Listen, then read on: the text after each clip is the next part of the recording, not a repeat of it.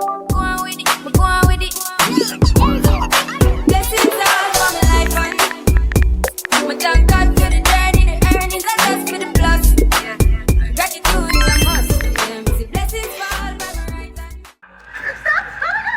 Oh, baby. Hey. You okay?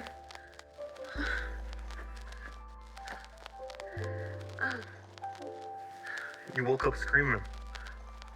Did I? Yeah.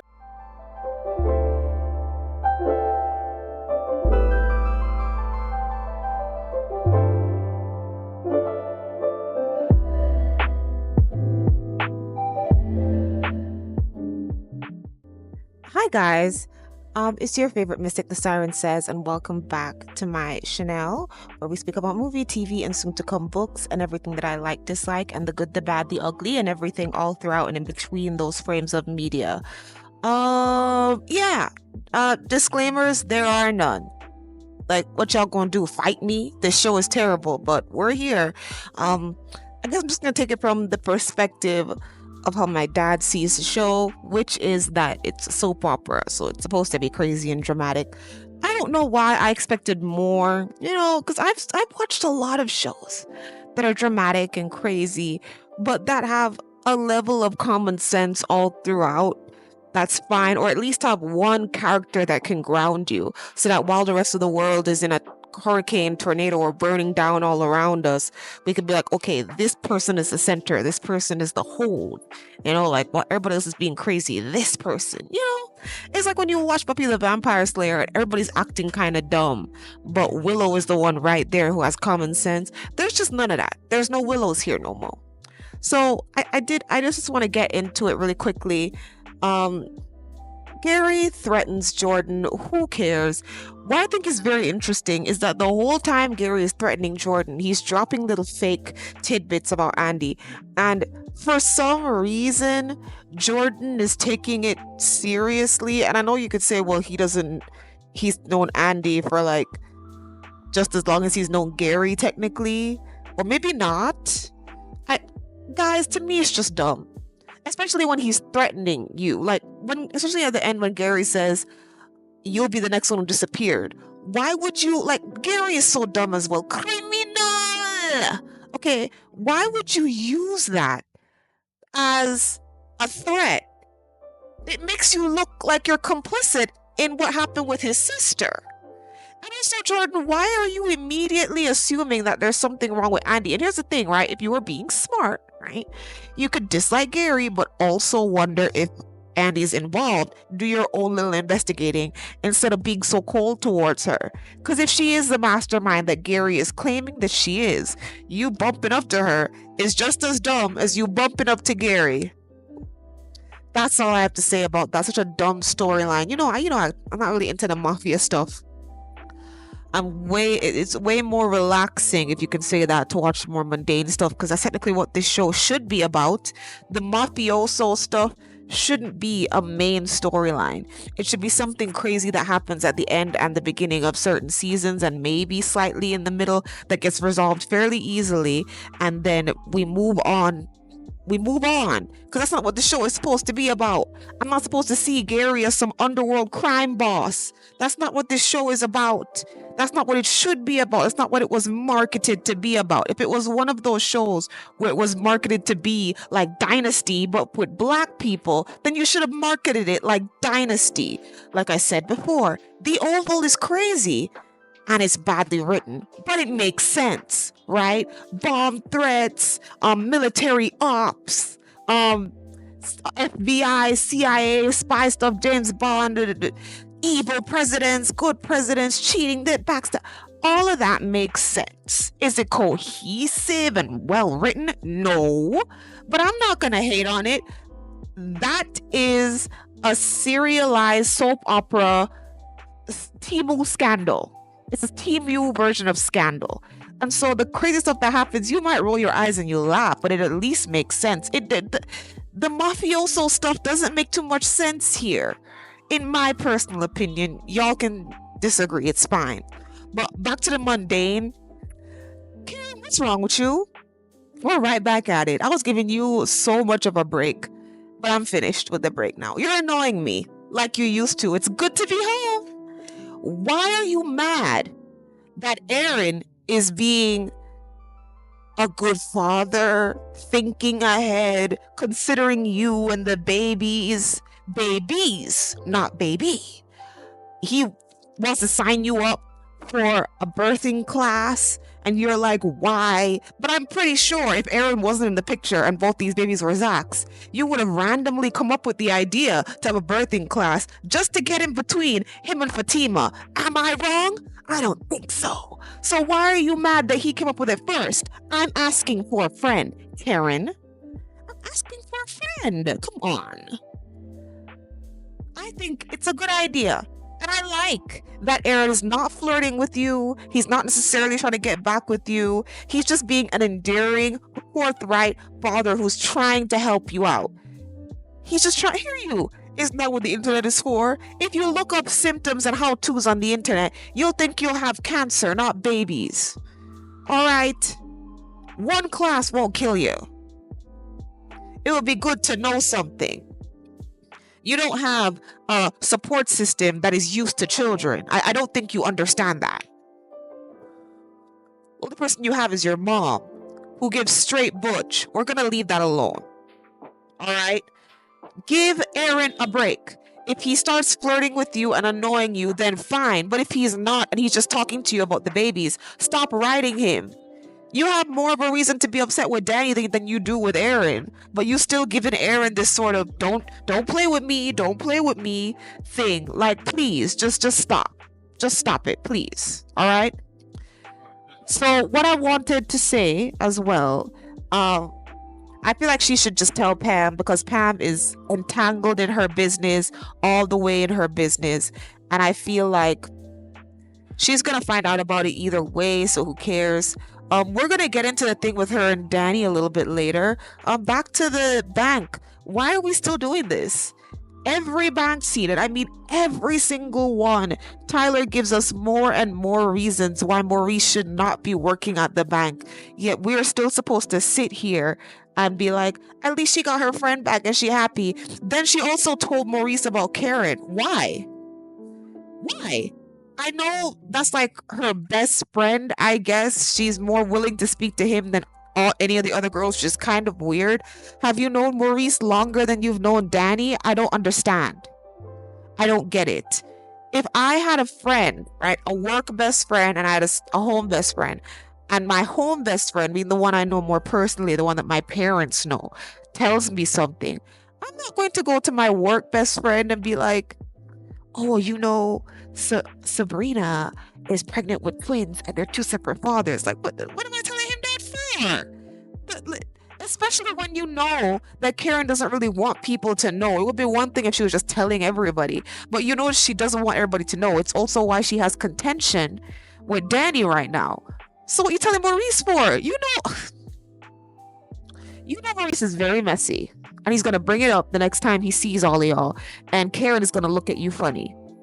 Don't act like you don't know why when it happens. Him screaming out, asking the guy if he wants to be a sperm donor in the middle of the bank, inappropriate behavior. Why did you rehire this man? Why? These decisions just don't make any sense to me. I feel like there's so much common sense that is lacking in people that we're supposed to pretend are intelligent. Like, what? Anyways, one of my favorite scenes is Danny telling Tony to take a hike. I just love it. You know, I don't like their relationship, so whatever issues they have brings me nothing but glee. I'm very happy about it. Because she's right. Like I said before, there was no time for her to childproof the house. So what are you exactly mad at? You could say that, hey, maybe you could have taken 5 seconds to put this away. I'm disappointed. But you coming at her like she's the most irresponsible person in the world. You know how she is. Allegedly. Because every time I see y'all couples together, there's always one more thing that y'all didn't know that was painfully obvious to the rest of us. But whatever. Let's move on. This was the best part of the episode, I have to be honest with y'all. Fatima failed her first law exam. Now, Siren, why are you happy about that? Because I told y'all that her situation with Zach is not beneficial. And all anybody ever says is, well, he got money now, and he's a good father, and he's doing so much for her. Yeah, she worked for that. She didn't work as long as Karen, but she was there at the right time, and she put in the work for that. Okay, Zach is not the prize. Okay? If she had left Zach alone, she wouldn't have failed her first exam. I said what I said. And you know what? Let me give the writers some props. You know, I'm always crapping on them. I'm going to give them props. I didn't think they were actually going to follow through with the failure storyline because they like to put Fatima and Zach in this weird bubble where crazy things happen, but it doesn't affect them in a realistic way. This is some realistic effect, cause and effect. One action equals this. I like that because it makes sense. How is she working at a law firm which has the mafioso Gary storyline? So she's working at a law firm trying to protect Andy from Gary, also having her own mafioso family connections. Then she goes home and takes care of Zach's little baby every night, giving him medicine, bathing him, feeding him, reading him stories. How is she going to have time to study? Answer quickly. Oh, I didn't think so. Her failing makes sense, and I'm glad they didn't make her pass because she's the most brilliant person in the world. If you ain't got time to study and you do not have a photographic memory, you're gonna fail in circumstances like this. She ain't got no photographic memory. I know somebody who has a photographic memory and he still has to study. So I appreciate that. Do y'all see my issue here? As a matter of fact, let's get into the conversation she had with Zach expeditiously. So, once again, Zach is being childish. He doesn't understand the seriousness of the situation. This is her dream, Zach. She wants to be a lawyer. You gave her this little pipe dream of, okay, while you go to law school, I'll take care of the baby. And then you can take care of him at night? Sir, number one, that's not her child. Number two, I'll put some of the onus of this on Fatima. Fatima, why are you here? As long as you are living in this man's house and that child is there, you now have to assume responsibility for that child. This is coming from somebody who doesn't even have kids, but I have siblings that I live with. So when my parents are not here, or nobody older than me is here, I assume responsibility for them, feeding them. What makes you think you're not gonna assume responsibility for the kid? But here's the thing, right? Zach gives her an out. Okay, I'll do your duties for tonight, which just sickens me. Her duties? She can't even study. I'll do your duties with Michael for tonight. You just go rest and study and stuff. And she says, well, I don't really trust you bathing him because he bathed the baby with like dishwashing liquid once by accident.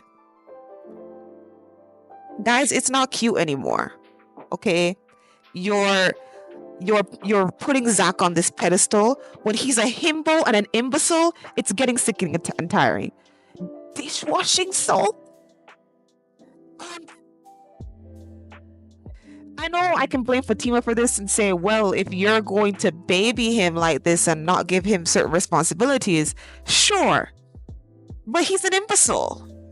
And she stays with him because the coitus is good. Guys, I can't. I don't care about his backstory, okay? I don't.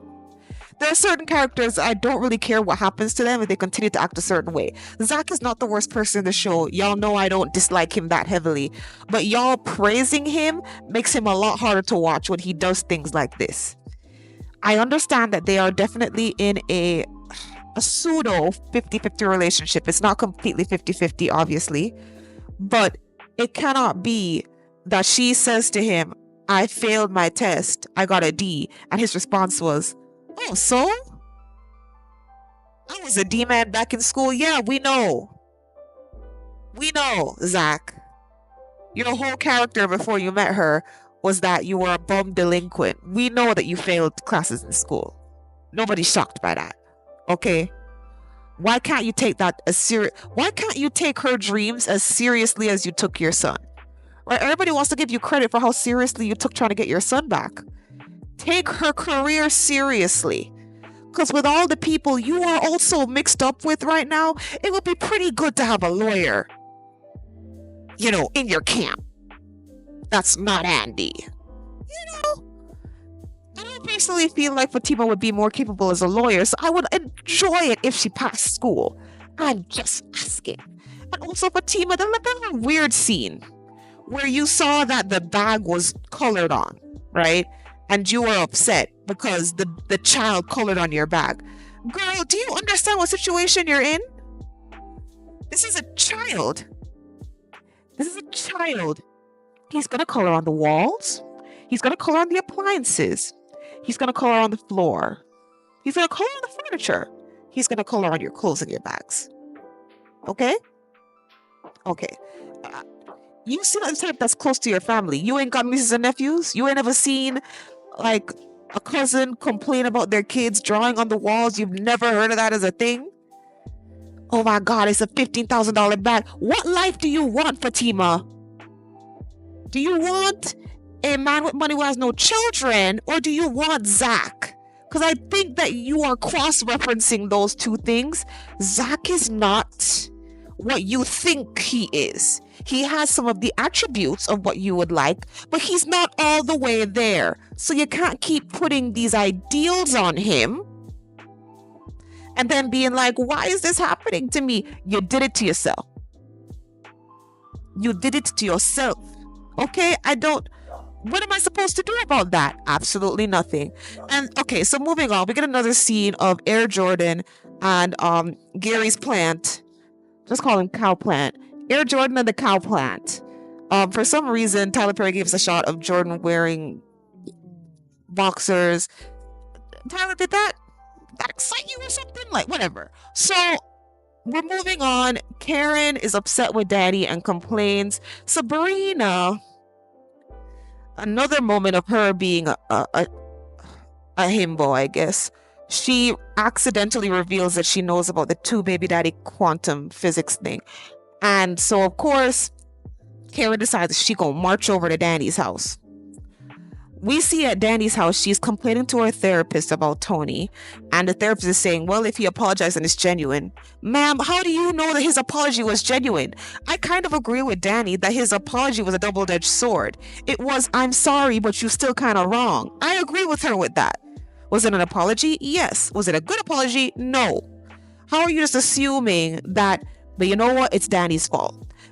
I think the therapist is assuming that Danny just needs to accept it or be more open to it, because I'm pretty sure Danny puts this man up to the therapist, makes it seem like all of the faults are her own and Tony rarely ever does anything wrong. So the therapist has less incentive to assume that he might be being a little petty or sarcastic.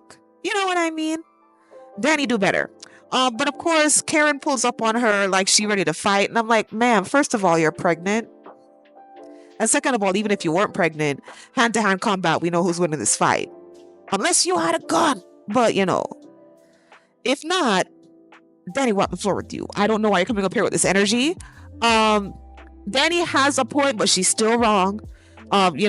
You're going to tell Sabrina anyway, who cares? But also, she told me not to tell anybody. I had a situation like this in real life as well.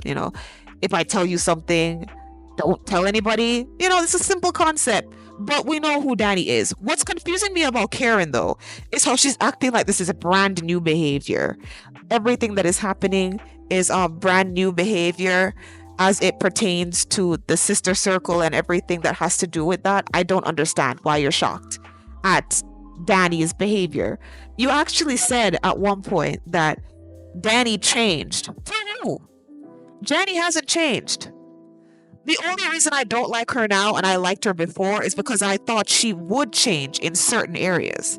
I had the dumb thought that she was going upwardly mobile with her character development. She's still one of the wisest people in the group. QED, her convincing Zach to get a baby test. But she's always been this way. It's one of the reasons why I had to stop liking her, because I realized that she's never going to change, and the parts of her that I didn't like outnumbered the parts that I did. That's why I stopped liking her, which means, Karen, you're being delusional. In a similar way that your friends are being delusional, saying that while you were doing the crazy stuff that it was unlike you. Oh, please. Y'all don't know each other. What is this friend group even for? And then of course she threatens that she's gonna get her kicked out of the friendship circle. It's like, girl, why are you still friends with any of them? I feel like you and Pam could have gotten a whole new friend group. And it might have even been healthier for you.